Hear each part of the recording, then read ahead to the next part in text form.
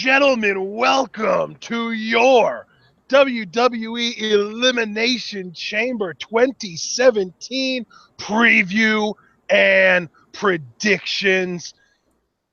Guys, yet again, this show is looking excellent. Count them, 8 matches on this show, one of which is on the pre-show and legitimately does not matter, but they added it anyway, so we're going to talk about it anyway.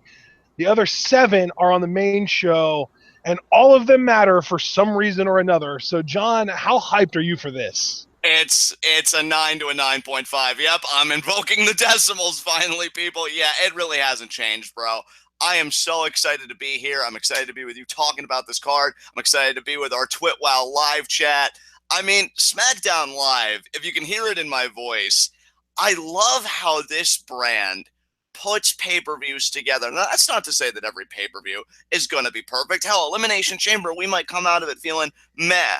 But what I will always give it credit for, at least as it relates to the lead up, is that most of these stories, like you just said, or most of these matches, I should say, like you said, do have a story that on some level makes sense and is either seeing completion or continuation, at this show leading to WrestleMania. And it's nice to have coherent narratives, whether the matches are big or small, because that to me is really the essence of great pro wrestling. So I'm really excited for this show just for that reason alone. Yeah, I love too that Raw is probably going to have like 4 of the biggest 5 matches at WrestleMania. The SmackDown matches are already the ones that I am the most invested in. Yeah, absolutely, dude. And again, for my money, I think why that is you have characters with motivations that are clearly defined, that are in stories that for the most part to me make sense. Whereas with Raw, and it's always a crying shame with Raw, because I've always said, you've got the star power, you've got the veneer of being the A show, but when you go beyond, when you dig underneath, man, is it lacking. And that's really the antithesis of this card, because I feel like this card, narratively and just looking at the matches on paper, really pack a punch. And I'm telling you, man, I can't wait to dig into this. So whenever you want to start talking about the matches that don't matter, I am so ready. It's pretty easy because we only have one match on this card that really doesn't matter, and they know enough to put it on the pre-show. Don't live react to the pre-show, so we're not even going to have to watch it, but we'll still try and predict it. Mojo Rawley versus Curt Hawkins. I'm just going to be very straightforward here. I see Mojo Rawley winning. I'll be perfectly honest with you all. I didn't know Curt Hawkins still had a job. Because, even with us, watching SmackDown Live again, we haven't seen him on either of the episodes that we've watched together since I've really been back in the fold, actively watching the show. So I'm like, does he still work here? Is there, a main event 2.0 that I don't know about that he's been relegated to? So, yeah, I was shocked to see his name here. And if they haven't cared about him before, I don't think they're going to care about him now. They've given Mojo that time on Talking Smack and everything to really talk about focusing on himself. I don't think they're going to deter that by having him lose here. So Mojo Rawley for the win. Yeah, Mojo's winning. Really, I almost have to say they're probably just doing this for the sake of fitting hard and kind of giving him a little bit of momentum, a little tiny bit of a push. They're not obviously going full green light, but man, Mojo, there's clearly at least some level of interest in giving him something to do while Ryder is out, and this, I guess, is just their idea of throwing him a frickin' bone here. Right, yeah, I completely agree with you, and really nothing more I can add than that. I think you summed it up perfectly. All right, so let's get into our main card, and you know what? I think that the least important match and the match that I have the least investment in on this card is probably this handicap match, Ziggler versus Kalisto and Cruz. You know what? I'm going to go first on this just because I've had this prediction in my mind for a couple days now. And it's funny because right when I was about to come out with it, they're talking about it in chat, what I actually think is going to happen. I do think Ziggler's going to win this handicap match, but I think it's going to be because of an Apollo Crews heel turn. I've had this in my mind for, like, again, the last couple days. I feel like on paper, it seems pretty obvious that the baby faces should win. I mean, first of all, they do have the numbers advantage. And then when you look at the quality of those numbers, I mean, yeah, I make fun of Kalisto, but he is a former two-time U.S. champion. And Apollo, even though he really hasn't done anything, they have built him up as like this great athlete. Whereas Ziggler, if you just even look at the character, like, he can't string that win together, and he always throws the tantrum with the chairs. Why I think a Cruz heel turn is going to happen, though, two reasons. One, they have had fuck all for him to do until this story, and once this story runs out of gas, I think they're going to be stuck again. So maybe they're thinking that a heel turn would open up more possibilities for him to have stuff to do. So that's more of a general reason. To be more specific, to me, I have confidence in the SmackDown writing team that they take stock of their environment. And I think if you look at the go-home SmackDown where Kalisto tried unsuccessfully to save Apollo Crews, and then you have the crowd chanting one more time for him to get hit again with a steel chair, that's enough ammunition for him to turn heel. Where it's like, Kalisto, I had your back. I was the first one to stand up to you when Dolph was, giving you shit, like super kicking you and everything. And yet you just left me there to get hit with those steel chairs, which of course wouldn't be true. I mean, it was just that Kalisto was unsuccessful, but Apollo is a heel, so heel logic.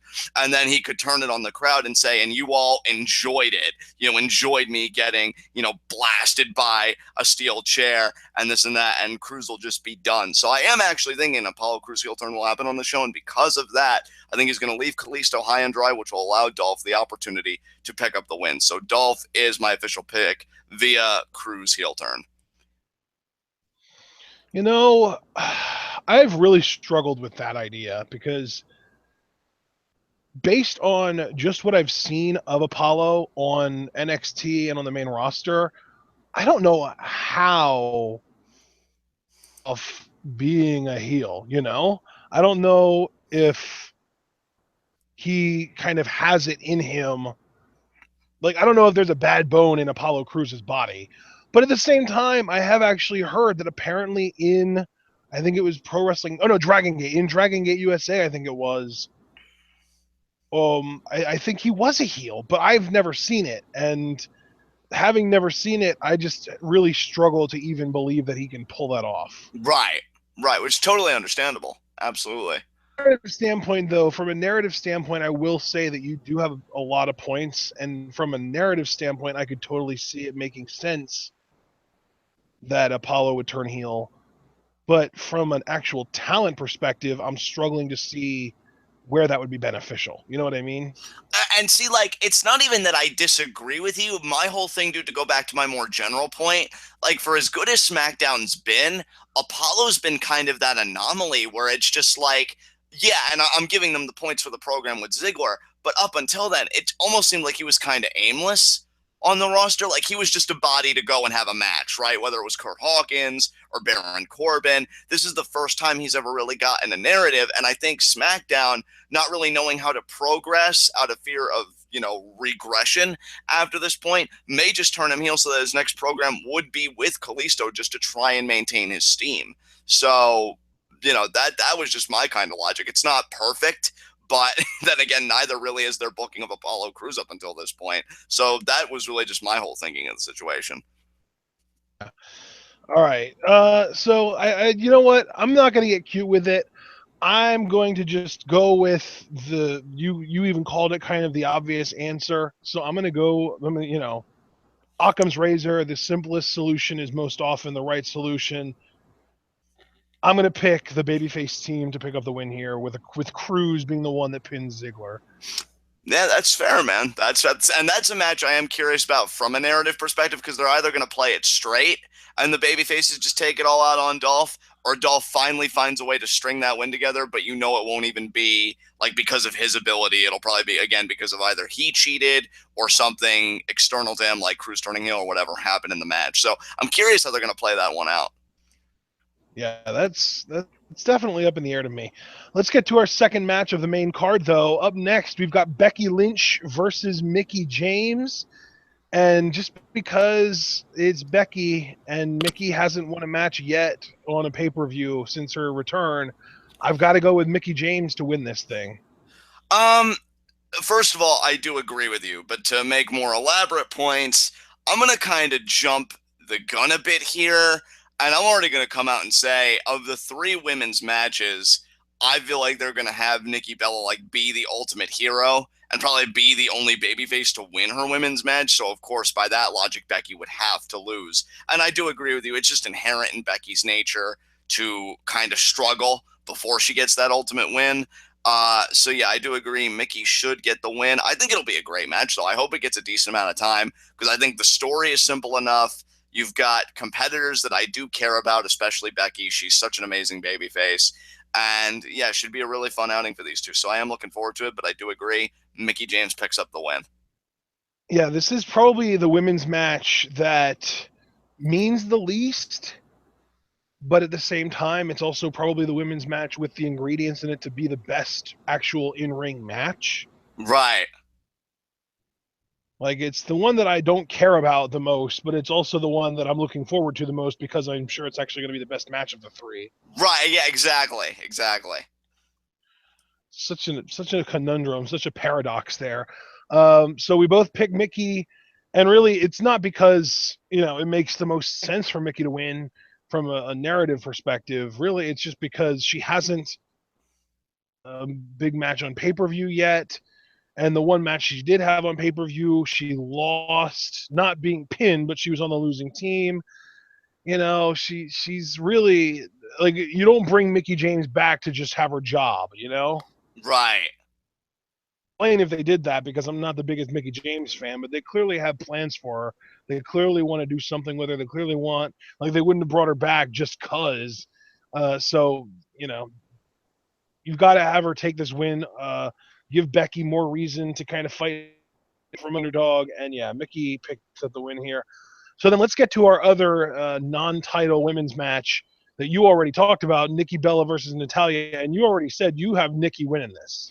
Oh, yeah. I think Nikki is going to come out, again, of these 3 matches as the strongest woman because she won her match. I don't know what implications that'll have for Mania because we've heard of, like, a few different things for Nikki Bella and different news regarding her health and everything. But for now, taking it one day at a time, I think she beats Natalya here because it's Nikki Bella. And really, what's Natalya going to do after this with a heel champion currently? Yeah, it just, to me, doesn't really add up. So Nikki Bella for the win. Yeah, I mean, it's weird because regarding Nikki Bella going into WrestleMania is that it's going to be her last match, and that she's going to team up with Cena to take on The Miz and Maurice. And I'm cool with all that. Who's going to challenge for the SmackDown Women's title at WrestleMania if Nikki Bella is the only credible face woman on the SmackDown roster? Yeah, and I've kind of wondered about that myself. I think we'll get more into that when we talk about our SmackDown Women's Championship match. But, like, here's the thing. Before all this news came out, if, like, 3 months ago you were to ask me, what do you think Nikki Bella's doing at Mania? I would have immediately said, challenge for the SmackDown Women's Championship. Because I'm honestly amazed she stayed away from it this long. Pleasantly so. Yeah. But, I am surprised. But yeah, like, I really don't know what she's going to do at Mania. I really am thinking it's going to be something with Cena, especially after the Talking Smack that you and I watched, what I'll call the Talking Smack Go Home show, because it was after that SmackDown where they talked at length. If you think about it, that's really the first time Cena has ever acknowledged on any form of WWE programming that he's with Nikki that wasn't Total Divas or Total Bellas. Exactly. So I think a lot of the signs are pointing to them doing something together at Mania, which, like you, I don't mind. I can't believe I'm saying this because the guy is a fucking waterfall in his swimming pool, but I do kind of feel bad for Cena because you put together such a nice body of work and you get the tag match. But then again, like you said, if it is Nikki's last, it has that sentimental value. So I totally get it. So yeah. And Cena's going to propose to her after they win the match too. How amazing would it be if Nikki Bella turned heel and she's just like, no, and she leaves Cena in the middle of the ring? Oh, God, total divas. Cena down on one knee. Nikki, Nicole, because he calls her Nicole. Nicole, I've waited a long time to make sure that this was the right situation, and I'm finally accepted that this is never going to be better than it already is. Will you marry me? And she's just like, John. Or either that, or I would love if Cena actually did the alternative of, like, all those thousands and thousands of people. He gets down on one knee and he's like, Nicole, there's something I've been wanting to ask you. Oh God, John, what? You know what? What? Nikki, will you sign this renewed living agreement? Your old one expired, and we just need to keep this thing going because it's not a forever thing, right? Oh, yes. He gets down on one knee. You know, Nicole, I've been thinking a long time about this since my last one, and I just wanted to really make sure that things were right in this situation, but I needed to ask you, will you be my future ex-wife? Yes. Oh, God, I just, one day. But yeah, man, I mean, bringing it full circle, I think we both agree. I mean, we did explicitly say, yeah, Nikki Bella's getting the win. It's just we're both kind of Nikki is confounded winning about how for she. sure. If there's no way Natalya wins this, there is no way Natalya wins this match. There is a less than 1% chance that Natalya wins. If Natalya ends up winning, we gotta isolate that quote from you and just play it back while her music's Oh playing. yeah, do you think I'm speaking in sound bites for shits and gigs? No, I'm serious. Ash is just like, no, I know this. This is the gun to my head. Like, if I'm wrong, this is getting played back. Like that's my whole shtick. Like my goal is to be the most right, and I'm doing that at the risk of also being the most wrong sometimes. God, you so live on the edge. It's just like, God, no, there's just no way she's winning. And your winner, Natalya. Welp. Told you guys. Oh my God. Speaking of, You'll deny that I ever said that. Wait, say that again. When I turn heel and deny that I ever said that Natalya was losing. And you know what the really sad thing about that is not that I can't believe it, because I totally can, because you and I just let loose on live reactions, but the idea that I would get so invested in you denying it that I'd be like, but you did say it, and I would get myself worked up for no reason. Oh yeah, because I could just see it. You'd be getting trolled hard. You'd be like, no, I didn't. I'd be like, yes, you did. And then like the other match would be going on. I'd be like, no, fuck this match. I'm finding the clip where he said it, and just like all that effort. Oh my God. Yeah, like how I go on my like Google, like I need to figure this out to make sure that it's right, kind of things. Except it would be you going through a YouTube clip. Exactly. God well, damn I can tell you, John, it is currently 8:18 p.m. and we started at 8 o'clock p.m. So if you just go like 15 minutes into the video, you won't have to wait more than 2 or 3 minutes to hear me say it. So. Yeah, and you know what? You're right. The other sad thing about that is I'll probably forget. Like, where the fuck is it? I'll be like, no, it was a match that was relevant, so it had to be early. And I'll just go through all of these deductions when you literally just said, oh, yeah, we've only been recording for X amount of minutes, so just go there. But yeah, Nikki gets the win. We're going to have a great time, hopefully. If Natalya wins, it's going to send me to drink. Mainly because of the effort I'll expend to prove that you said something that you clearly did, but you're a master troll, so I'll buy into it. What's our next match? The master trolls are the ones that tell you they're trolling you, and it still works anyway. Exactly. Up next is our only other non-title match of the night, Luke Harper versus Randy Orton. And what a brilliant segue, like in us talking about you. Because fuck you so hard, dude. Like, I went into this thinking, oh, Randy Orton's totally going to win. But this motherfucker right here, right?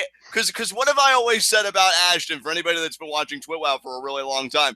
Oh, I love his creative booking. Oh, like, I used to like read his blog about like all his ideas, because like we go back, like our friendship, like me reading his ideas and drinking his booking in. And this motherfucker can't help but open his mouth and be like, John, you know what would be so great? Like, what if Luke Harper wins and he gets added to the WrestleMania like WWE Championship match? And I'm like, no, they really don't care about Luke Harper that much, do they? But then I started to see it, and I'm like, well, he's so good though. Like, he's so good though, and he's really been working as a babyface. But I'm like, no, it's Randy Orton, right? No. But then he's like, oh, but John, why would they have Randy Orton win again if he already won on SmackDown? And I'm just like, oh my God. Luke Harper might actually win. And you You gave me this conflict. I was going to come in so fucking sure. I was even going to laugh about it like, oh, Luke Harper, what? Randy Orton for the win. Easy. But you just had to go and have ideas. So, you know what? And I will say this in all sincerity. I am so looking forward to this match.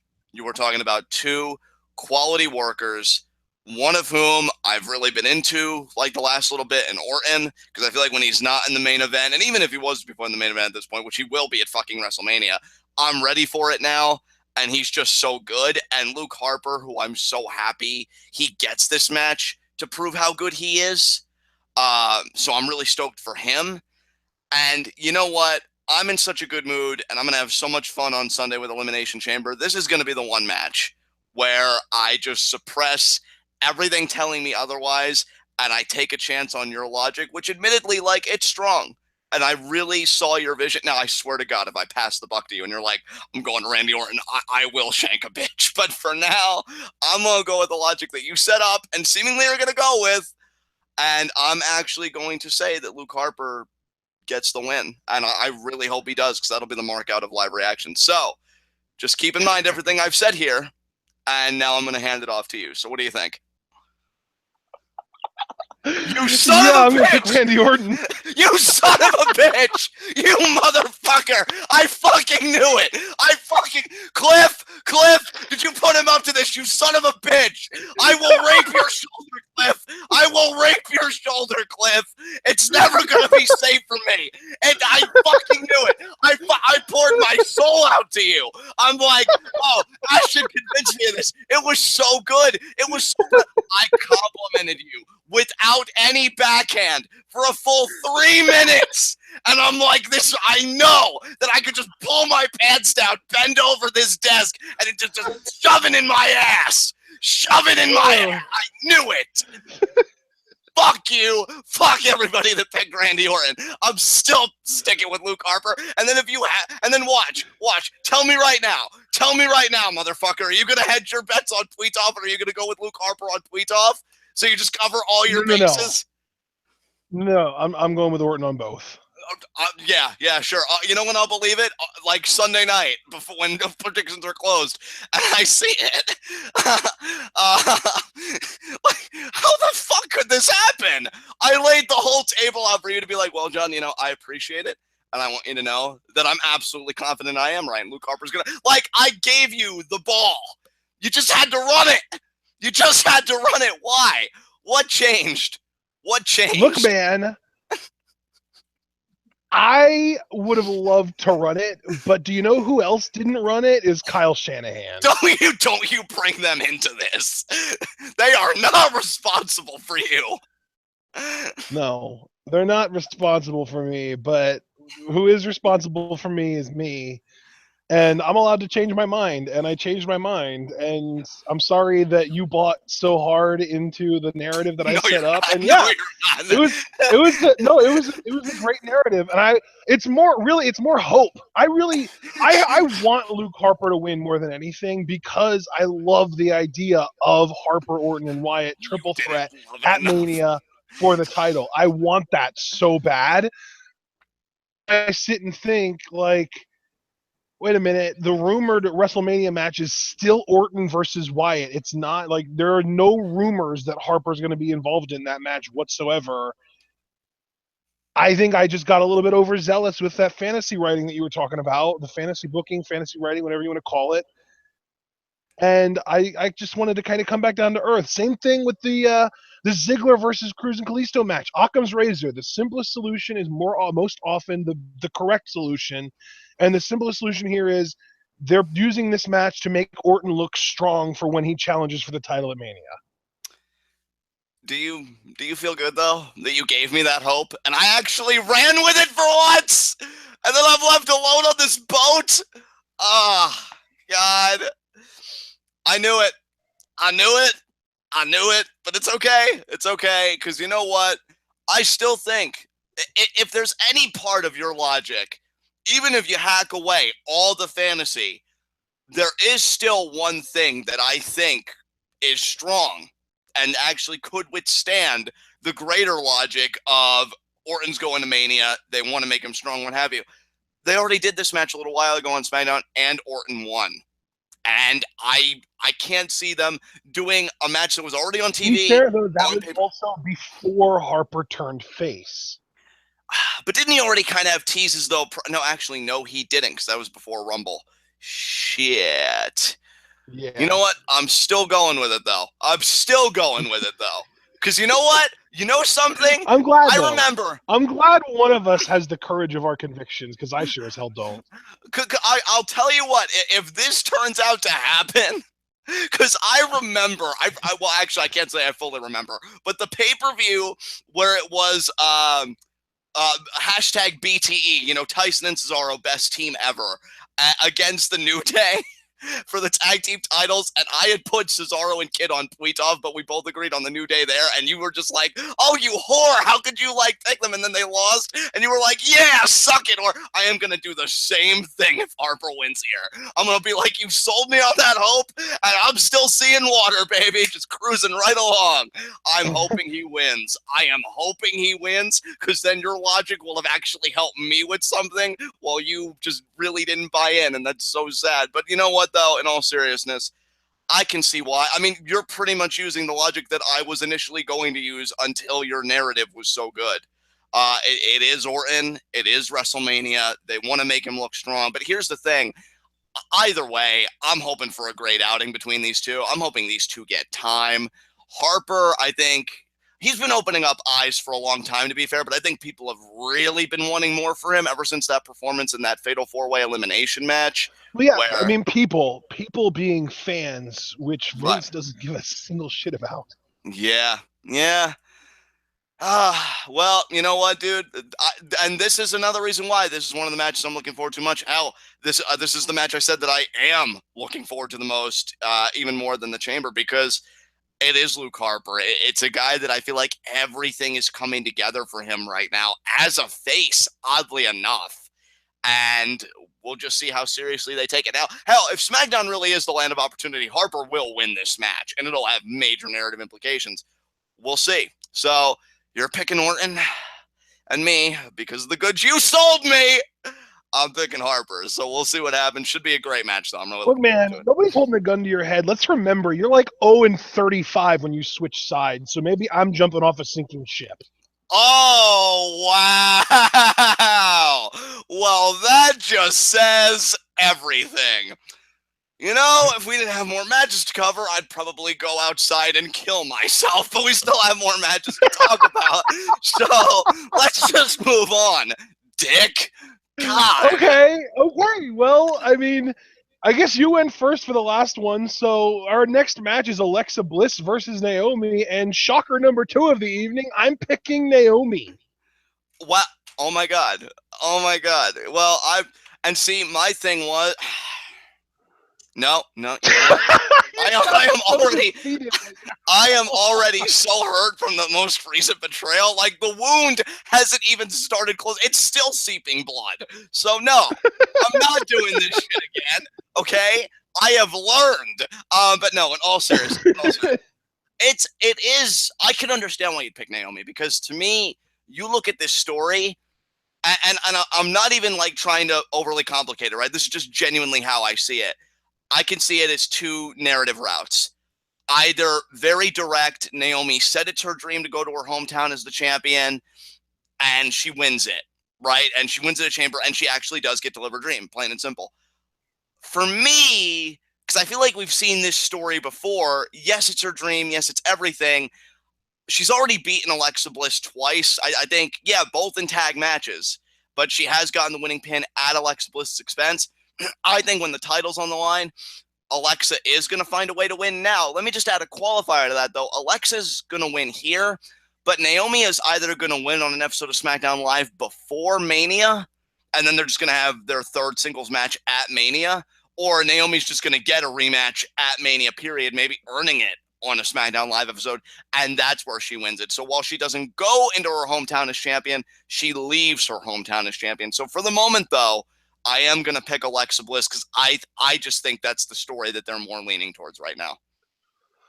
The reason that I'm picking Naomi over Alexa Bliss is because of the discussion we had earlier. I think Nikki Bella only strong babyface if Alexa and Mickie James both win their respective matches. So one of them has to lose, and like I said, there's no way Becky beats.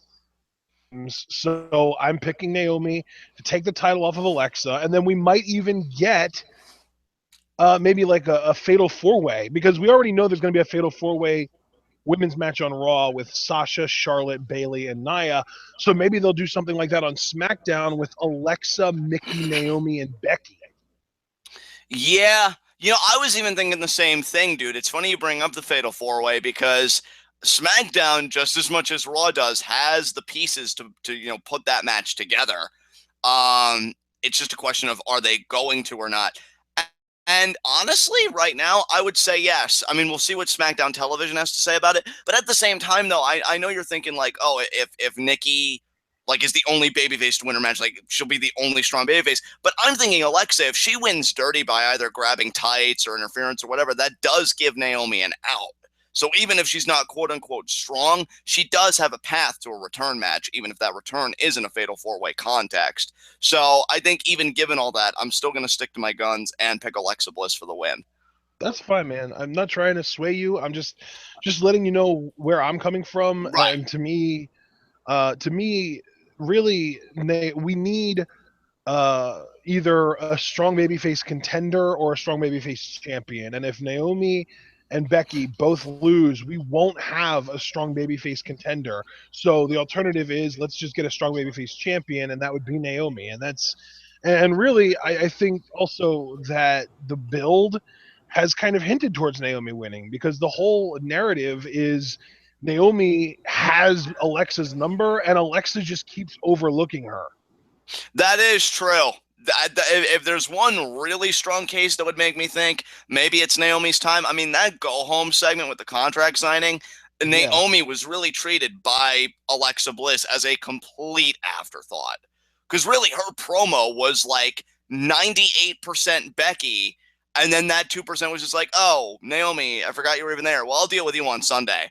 So, that blatant disregard normally done by a heel, 9 times out of 10, it comes back to bite you in the ass. Yeah. So, if there was, that is a strong stitch in your argument, I will admit, because going that route, that kind of says, ooh, is it so bad that, yeah, Naomi is just going to, upset her again, and, she's just going to be like, oh, why did I look past her?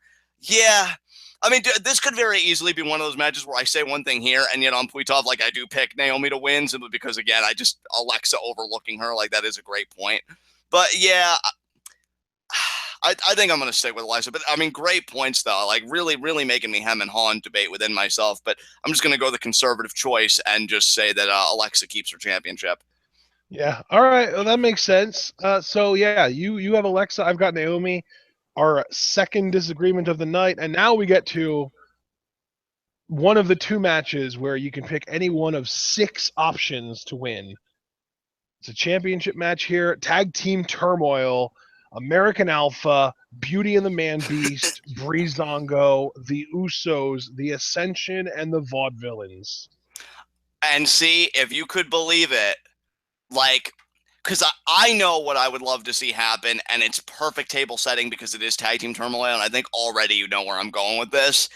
I just don't know if they're going to pull the trigger on it. And for those that haven't put it together, I would love if the Revival were a surprise entry at the last minute, they win the titles. However, we saw in the latest episode of NXT, because we are still keeping abreast of it despite not doing reviews, that they are seemingly back in the NXT Tag Team Championship picture, or at least going to be, because of TM61's injury and everything. So I don't know. I think it'd be a really cool storyline, actually, right? If the Revival would become SmackDown Tag Team Champions and still do work down in NXT, because they've always said they're the best tag team on the planet. So, why not do both, right? Why not just conquer everything? But I don't see that kind of ingenuity at play here. So that's the only thing really keeping me from picking the Revival as that surprise prediction. And on the other hand, to be honest, while I'd love the Usos to win here, because I'm just loving their heel packaging and everything, and Alpha, I would like the story of them biting off more than they could chew and just having to come back at Mania and prove themselves. My gut isn't really telling me that either. So I'm really stuck actually on this match. So I think I am going to say, yeah, American Alpha is going to survive the gauntlet, and their next opposition will come sooner rather than later. I mean, I want to pick the Revival so bad, but what they're doing on NXT really leaves me conflicted. So for now, I think I'll just say the American Alpha, they retain. What's your pick? I agree. I also have Alpha retaining. I also think that I don't think it'll be the same night. I don't think we're going to see the Revival on Sunday, but I wouldn't be surprised if the Revival debuted on either the following SmackDown or the SmackDown after that, because SmackDown, they're going to want to kind of space out a little bit so that they can last from Chamber to Mania without really stalling. Because, I mean, if you think about it, we've got 1, 2, 3, 4, 5, 6, 7 episodes of SmackDown in between Chamber and Mania, and that's a lot. So they're going to have to really work to spread it out, to not feel like they're giving us too much filler. Maybe we'll even get like a pay-per-view-esque episode of SmackDown, like what the SmackDown Live finals or whatever it was. Right. Kind of like that. And yeah, I think that the Revival might debut on the road to WrestleMania, but not at the Elimination Chamber. And because of that, I am picking American Alpha, as you said, to survive the gauntlet. Yeah. Oh, man. Yeah, it should be a fun match. So I love Tag Team Turmoil. It'll be very interesting to see how it all breaks down. So we agree American Alpha's retaining, which only leaves one match, amigo. The main event. Yep. Main event. We've got John Cena versus AJ Styles versus Dean Ambrose versus The Miz versus Baron Corbin versus Bray Wyatt in a WWE Championship Elimination Chamber match. And I'm going to be nice and succinct about this one. I'm picking my boy, Bray Wyatt. I think it's finally his time. We've talked about it for God knows how long, him really being in that upper tier, winning the world title and the table set. I mean, you really couldn't get a clearer spread to me. Yeah, I think Bray wins. I mean, to me, I always look at a chamber in cases like this where I think the outcome's so obvious. It's like, okay, you have your winner. What else can we do? And I will say, I hope Baron Corbin has a really strong showing in this. Like, I hope the final three, I mean, I love AJ and everything, but I honestly hope the final three is Cena, Bray, and Corbin, because I want Corbin to go in there and just surprise everybody. And I feel like the chamber always has that one guy that performs better than everybody thought they would. I think Corbin's going to be that guy in this match. But yeah, ultimately, I do think Bray is going to win. And Bray Orton WrestleMania. So we shall see. But yeah, I'm still even being this confident about it and hearing the rumors. If it happens, I'll still mark the fuck out, because seeing him as WWE champion, it's. I you watch too. It's going to come down to Bray and Cena. Yeah. It's really going to be an insane back and forth. But once he hits that Sister Abigail, or 2 or 3, given that it is Cena, and he gets that championship, man, it's going to be both a sigh of relief, like, man, that they did it. They did it. They pulled the trigger. And just like, oh my God, they pulled the trigger. Bray is champion. So yeah, I look at this pay-per-view, especially like this discussion. Since we both agree that Wyatt's winning, let's make this a little more interesting. Who do you think is going to pin who in this? Because I already have a few ideas. I think Baron Corbin is going to pin Dean Ambrose to eliminate him, and that'll kind of put him in Intercontinental title contention.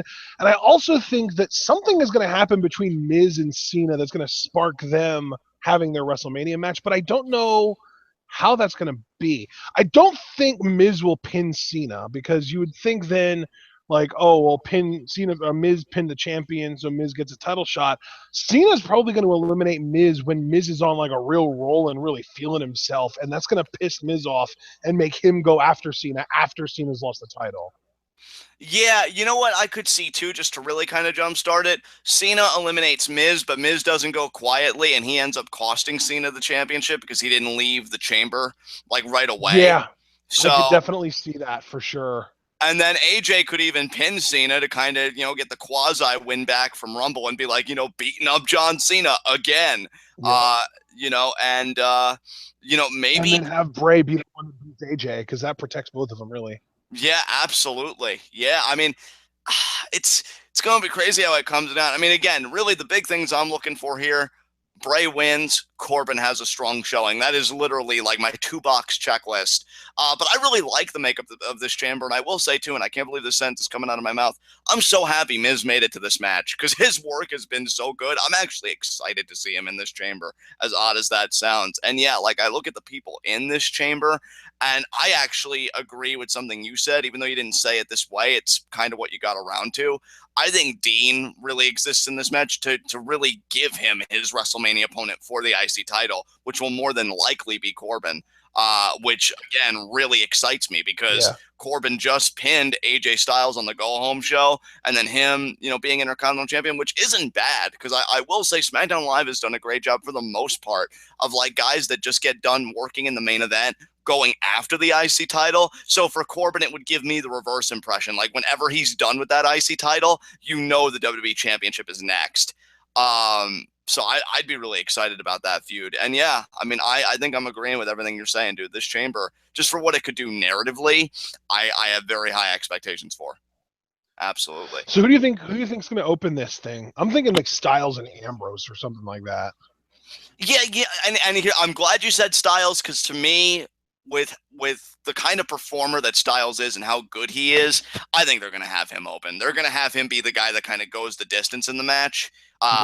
Yeah, especially because he's so new to it that I think people are most intrigued. Like, oh, what can AJ Styles, of all people, do in the Elimination Chamber? So he's going to start. Hell, dude. Wyatt might be last out, too, you think? Yeah, he might be last out. In fact, I was even going to say, like, I know this is like a radical position to take, but dude, for all we know, because Cena was even talking about how he fears the number on Talking Smack. Like, that's what he's most concerned about. AJ and Cena could start the fucking chamber for all we know. Just pick up right where they left off from Rumble. You know what, though? I think we might get an AJ Cena face-off, but I don't think it'll be the first match. I don't think it'll be like before anyone else comes out. Cena might be the first one out of his pod. He might be. I think Cena's going to be not last. I think the one thing that I'm really kind of stuck on is I don't think Cena's going to be the last one out of his pod. So first, second, or third. And I'm honestly kind of convinced he's not going to be the first out of his pod either. So I'm going to say second or third, because I think that Miz is going to be out and doing stuff when Cena's pod opens. And then Cena is going to hit Miz with like a roll-up or a quick AA and pick up the win really fast as soon as he gets out of his pod. And that's going to be what pisses Miz off to the point that he attacks Cena and costs him the match. Right. Yeah. So let's say Corbin, maybe? No, let's say Miz is the first one out of his pod. We'll start with AJ and Ambrose. Miz is the first one out of his pod. Miz, I don't know. This is actually a lot more difficult than I thought it would be, because, like, if you think about it, we've got to kind of time it so that Corbin is able to eliminate Miz, or able to eliminate Ambrose. Right. Is able to eliminate the Miz, and then maybe like probably AJ eliminates Cena, but then that would leave AJ, Corbin, and Wyatt, and they're all heels, so that doesn't really make sense. But see, like, dude, and that's I get what you're saying on one hand, but remember, like, when you and I were talking, I could see AJ going to distance in a way, because honestly, I do think he's turning back to a face this year. Like, he is getting the crowd reactions. You know what? Maybe our final three, and I've been trying to work Corbin into the final three, but maybe our final three is AJ, Miz, and Wyatt, or AJ, Cena, and Wyatt, maybe. Or right. Yeah. Maybe, yeah, like something like that. I don't know. Actually, I'm having a really hard time with this for some reason. You know what, dude? As much as I want to see Corbin make it to the final three for the reasons that I explained to you, give him a good showing, all that jazz, I actually really like what you said about AJ, Cena, and Wyatt, and I'll tell you why. Because remember what Cena said on Talking Smack. Like, he's only really focused on AJ. And he said, me and AJ, we're in a groove right now. It's like, I think he compared him to like NBA stars just at the top of their game. So he really, it's not like he said, oh, and these other four guys, they're just fucking schmucks, they're crap. It's not that he said that. You know what, dude? I just got an image. What if, like, we're already into the match, Cena's chamber gets unlocked. Maybe he is last. I don't know. But his chamber gets unlocked and he comes out and he immediately hits like a roll up or a quick AA on the Miz to eliminate the Miz. And Miz gets really pissed off, hits Cena with a skull crushing finale. Styles comes up with a springboard 450 and pins Cena with that. But then as Styles is celebrating, Bray hits him with a Sister Abigail and pins him to win the match. That could be.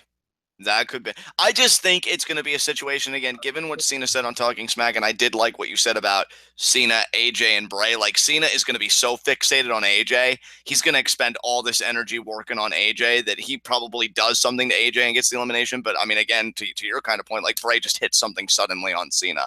All because, like, oh, man, AJ's my arch rival, this and that. And then Bray, you know, which at least to me somewhat aligns with his character, just, you know, kind of like out of nowhere, just kind of envelops with that all darkness. And it's like, oh, I've finally liberated the WWE Championship.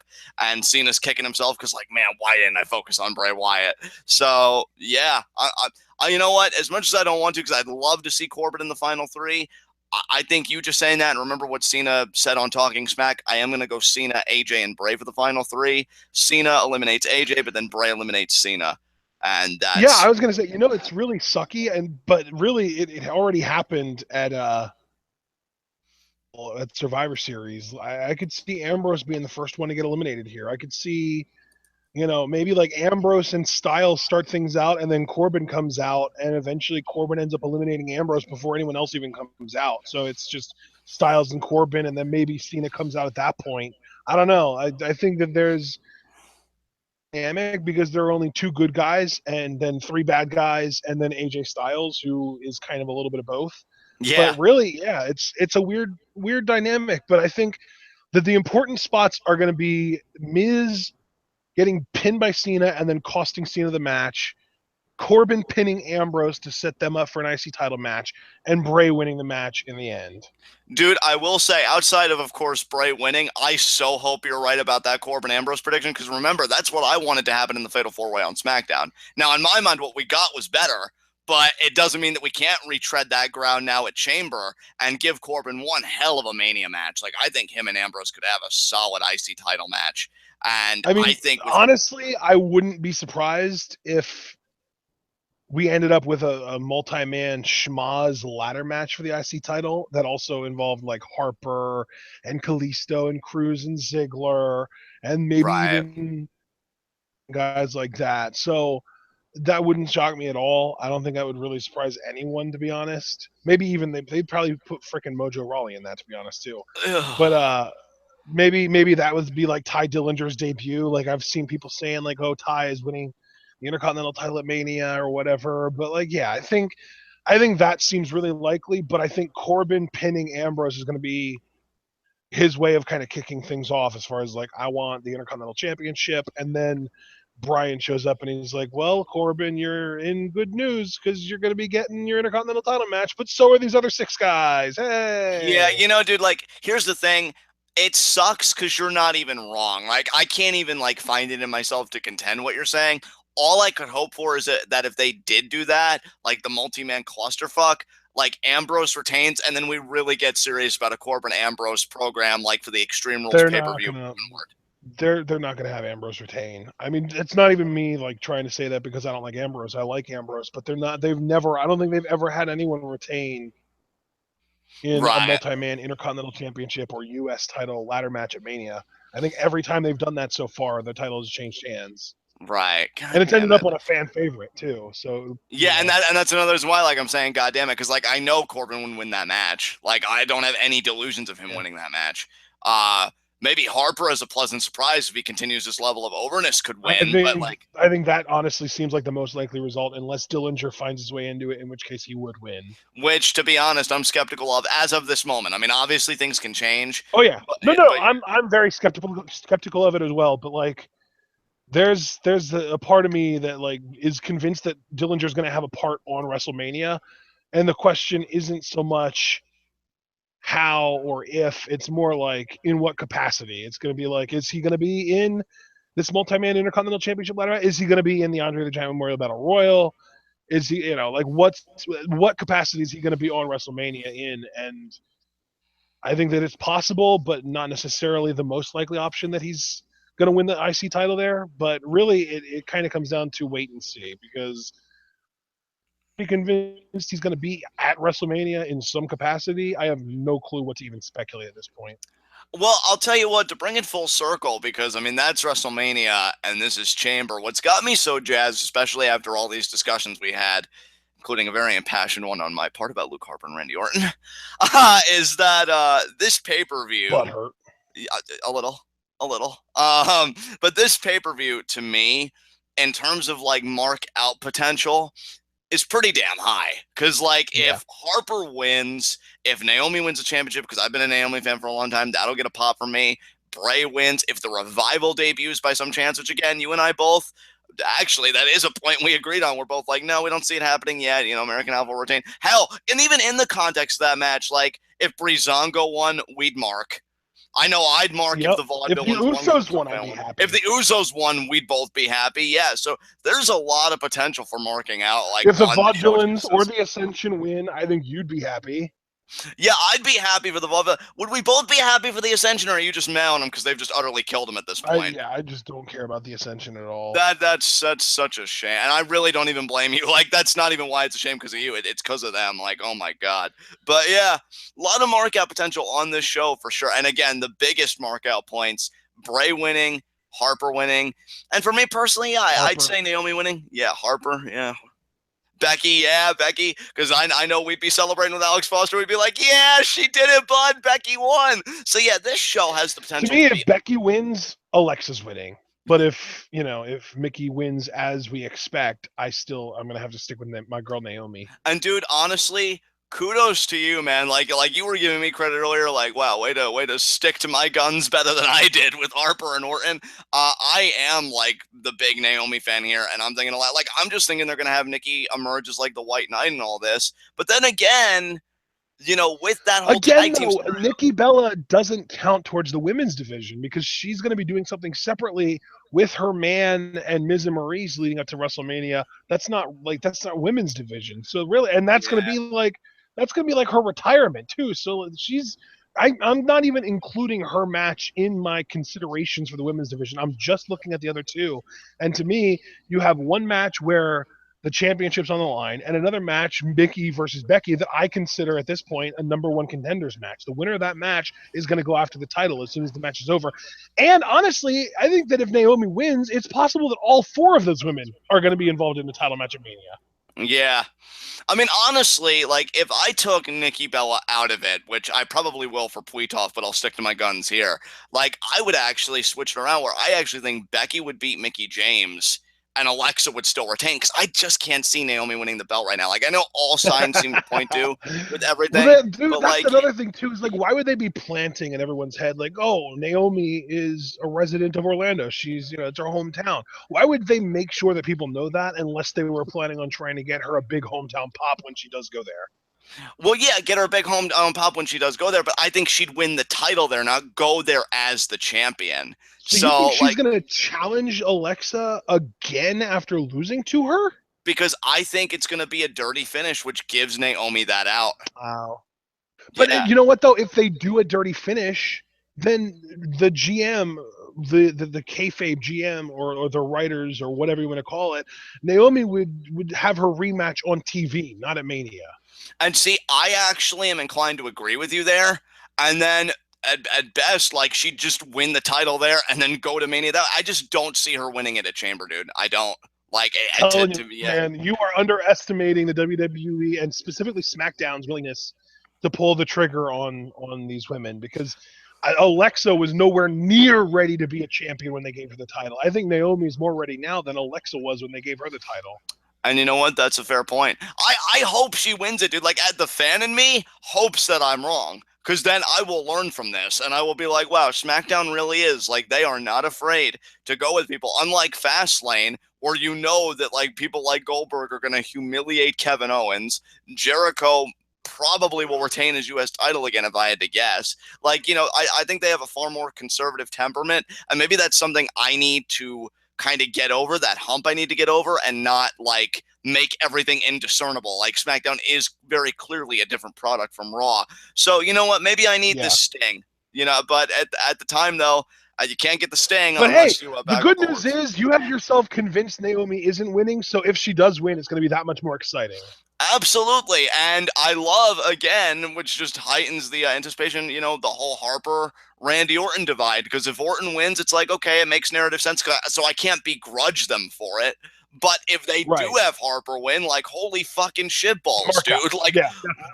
Like, Luke Harper beat Randy Orton on pay-per-view. So, yeah, this pay-per-view to me has so much potential. And I will say this, after all the discussion, after all, like, the ruminating on the matches and the outcome, I think I'm at a full 10 out of 10. Like, let's get to Chamber. Yeah. I am so ready for this. I'm easily at a 9.5 out of 10. I don't know if I'm at a full-blown 10 out of 10 yet, but this is definitely my most anticipated pay-per-view in a really, really long time. Probably since, like, Slam 2015, maybe, like, WrestleMania 31.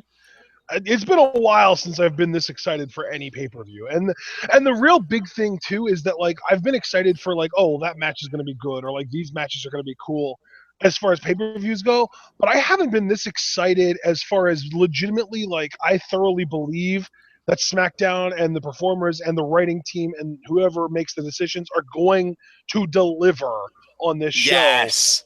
Usual. Because, like, even in chat earlier on, PW Gregory said, oh, is this going to be one of those pay-per-views where after all the speculation and fantasy booking, it just ends up being the most boring and lame shit ever? Or will it be Markout City? I think it's going to be somewhere in the middle, but I think it's going to be closer to Markout City than the boring lame shit. Dude, I have to agree with you. Like, look, this is me, right, putting my faith in SmackDown, and it's not unfounded. Like, I thought No Mercy was a fun show. I enjoyed Backlash before that. Like, I'm not saying all their pay-per-views have been like, oh my god. TLC was a solid show. Like, I really enjoyed that show. Yeah, TLC, I thought TLC had Dolph Ziggler and Miz 6,000 in a ladder match, and I thought that was better than the much hyped No Mercy match, and you know this, that everybody was like, oh, that No Mercy match was amazing. I thought they outdid themselves at TLC. Like, SmackDown, I don't know, man. They just get it to me. I'm not saying every pay-per-view is like, oh my god, buy the DVD now, but, like, it's fun. You can get on there, you can be with your friends, and to me, with SmackDown, you can have fun, whereas with Raw, I'm sorry, it's a lot like the television show most of the time, though granted, our first episode back, I was actually in a really good mood, had fun with the show, but it's just plotting, it's predictable, and not even in a way that makes narrative sense. Again, like, if Orton was to beat Harper, I can't begrudge that, because I get the story here. But with Raw, it's like, god damn, you're not even giving me any, like, illusion that Kevin Owens can retain against Goldberg, and you know they won't. Like, if they do anything, it's probably going to be so insignificant it won't even matter come time for Fastlane. And whereas with this Chamber, like, yeah, I'm pretty convinced Bray is going to win, but I know he's going to have to fight like hell to fucking do it. So I'm really looking forward to this, dude. I think it's going to be a hell of a lot of fun. I hope we don't look back on this preview and predictions with some kind of bitterness, because then the show happened and we're like, well, that sucked. Like, I really hope we're right about this, because I am so jazzed for this show. Let's do it, man. Let's do it. All right, guys. That said, though, I think that's all we have to say about Elimination Chamber. I'm super excited about this show. John is obviously as well. He gave it a 10. I give it a 9.5. Those are anticipation grades. Make sure that you check out the links in the description once I add them, because I haven't added them yet, but I will, I promise. They're going to be there. You can check out our Twitter. You can check out our Facebook, our subreddit. We have a Patreon if you would like to donate. If we get up to $80 as far as community donations go between everyone combined, we'll be able to start live reacting to every episode of SmackDown Live. That's topical, considering we're talking about the SmackDown Live pay-per-view and how great they've been. And if you'd like, check out our Teespring. You can just go to Teespring. We have the link in the description, or we will as soon as I put it in there. And we have all kinds of different shirts. We have 7 different shirt designs. 6 if you count the I'm a guy, I'm a girl shirts is 1. And if you want the Scum Squad, hashtag Scum Squad shirt, that's in there, as well as if you'd rather buy a mug for $15 or a sticker for $6 of the Scum Squad, support Twitwow, get yourself certified Scum Squad. You know you want it. You know you want it, right, John? Yeah, you know you want it. Do it! Sorry. All right. Yeah. Do it. Yeah, ladies and gentlemen, we hope that you enjoyed our preview and predictions, and we will see you on Sunday for live reactions. Stay tuned.